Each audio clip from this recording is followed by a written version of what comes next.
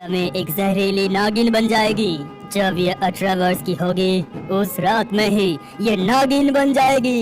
इस कन्या को त्यागना ही राज्य के लिए मंगलमय होगा।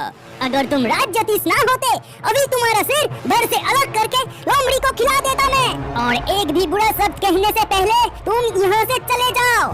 लेकिन राजा राजज्योतिषी की बानी टाल नहीं पाई और अपनी बेटी को त्यागने की ठान ली। उसी रात को रानी यस्मीन और राजा चंद्र ने महल के पीछे भागीरथी के पानी में नवजातिका इंदुबाला को एक बड़ा सा टोकरी में डाल के नदी में बहा दिया। धीरे धीरे वो बड़ा सा टोकरी नदी के पानी में बह के बहुत दूर जाने लगा। इस रात का इतिहास 3 लोगों के अलावा और कोई नहीं जान सका। ऐसी चांदनी रात में समंदर के ऊपर तैरना कितनी अच्छी लगती है। रात के अंधेरे में ना आते हैं इंसान, ना रहती है हमारे जीवन का डर। दिल खोल के तैरने में बहुत मजा आता है ना? बहन लालिमा, जरा धीरे बात करो, ध्यान से सुनो। इतनी रात में कौन रो रही है यहाँ पर? ये कैसी माया है? समंदर के ऊपर इंसानी बच्चे की रोने की आवाज आ रही है। अरे वो क्या है? उस दिशा से बहके ये क्या आ रहे हैं? वो बड़ा सा टोकरी धीरे धीरे करके जलपरियों की तरफ आने लगी। नीलिमा जलपरी और लालिमा जलपरी मन में थोड़ा संदेह लेकर उस रहस्यमय रोने का कारण जानने के लिए वो बड़ा सा टोकरी के सामने देखने के लिए गई। देखो, ये तो एक बच्ची है। ये कैसे पत्थर दिल माता पिता है एक नवजात शिशु कन्या को ऐसे खुले समंदर में बहा दिया है। हम इस कन्या की देखभाल करेंगे। चलो हमारे साथ ले जाते हैं। हमारे जल साम्राज्य के पास में जो द्वीप है उस द्वीप में ले जाके इस कन्या को प्यार और ममता से देखभाल करेंगे। हम दोनों ही बनेंगे इस कन्या की माँ। दोनों जलपरियां ये बातें करते करते उस द्वीप की एकदम नजदीक आ पहुंची। तब तक सुबह हो चुकी थी। यहाँ दिन के उजाले में भी जलपरियों के जान का कोई खतरा नहीं होता, क्योंकि इस जगह के बारे में कोई इंसान नहीं जानता था। ये द्वीप स्वर्ग से कम नहीं है। यहाँ चारों तरफ हरे पेड़, नदियाँ, पंछियों की आवाज, सिर्फ शांति ही शांति है। बहन नीलिमा, हमारे इस द्वीप में तो सब कुछ है, सिर्फ रहने के लिए कोई घर नहीं है। मैं जादू से इस बच्चे के लिए एक मिट्टी का घर बना देती हूँ। इतना कहकर लालिमा जलपरी ने हाथ घुमाकर जादू कर दिया और तुरंत ही एक मिट्टी का घर बन गया। और नीलिमा जलपरी बच्ची को गोद में लेकर पानी से गायब होकर मिट्टी के घर के अंदर प्रकट हुई। फिर लालिमा जलपरी भी उनके पीछे पीछे घर के अंदर आई। बहन, हम ऐसे जलपरी के रूप में ही हमारी बेटी को पालेंगे, लेकिन अब हमें जल साम्राज्य में वापस जाना चाहिए। तुम हमारी बेटी को अपने जादू से सुला दो। नीलिमा जलपरी और लालिमा जलपरी ने अपनी बेटी को सुला दिया और जल साम्राज्य में वापस चली गई। लालिमा, हम जलपरी हैं और जल ही हमारे जीवन है, और ये जल साम्राज्य पूरी दुनिया से बिल्कुल सुरक्षित है। कोई भी इंसान इस साम्राज्य के किनारे तक नहीं आ सकते हैं, लेकिन हमारे राज्य के नियम अनुसार माया शक्तिहीन कोई भी हमारे राज्य की सीमाना पार नहीं कर सकते हैं।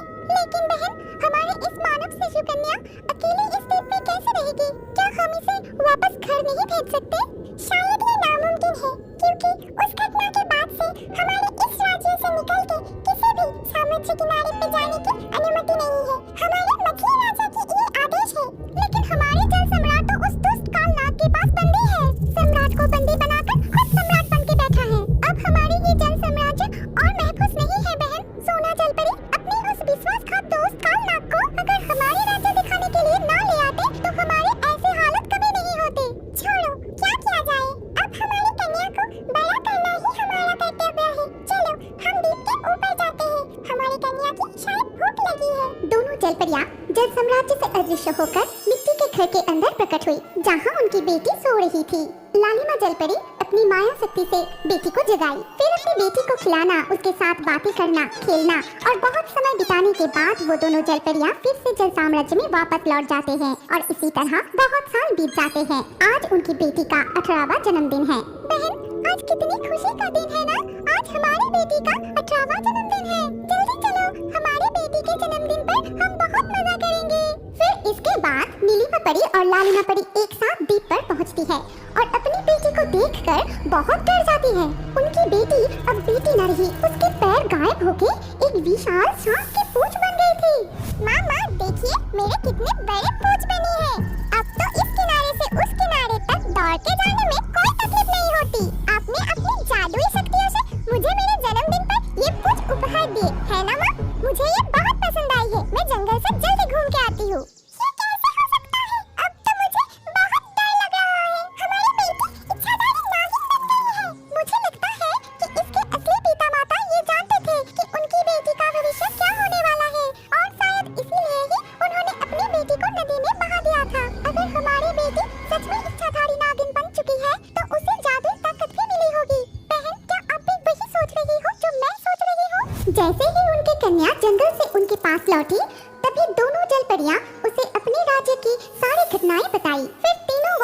अदृश्य होकर जल साम्राज्य में पहुंची। उनकी बेटी अब इच्छाधारी नागिनी बन चुकी थी और इसीलिए पानी के अंदर भी उसे सांस लेने में कोई कष्ट नहीं हो रही थी। केवल तुम ही हमारे जल साम्राज्य को इस दुष्ट काल नाग के अत्याचार से हमें बचा सकती हो। हमारे जल सम्राट और इलेक्ट्रिक मछली ने एक बार उचित दंड देकर काल नाग को जल साम्राज्य से भगाया था, लेकिन फिर से वो दुष्ट वापस आके हमारे जल राज्य पर कब्जा कर लिया। तब से हम अत्याचार सहन कर रहे हैं।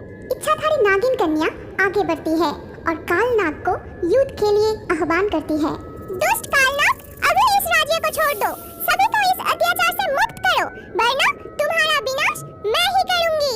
मेरे जैसा ही प्राणी मैं तो इससे पहले कभी नहीं देखा। ये कहाँ से आ गया? क्या ये सच है? ये जीव मुझे मारने का रहस्य जानता है? नहीं, ये नहीं हो सकता। मुझे पता है इस काल नाग की शक्ति कहाँ छुपा है।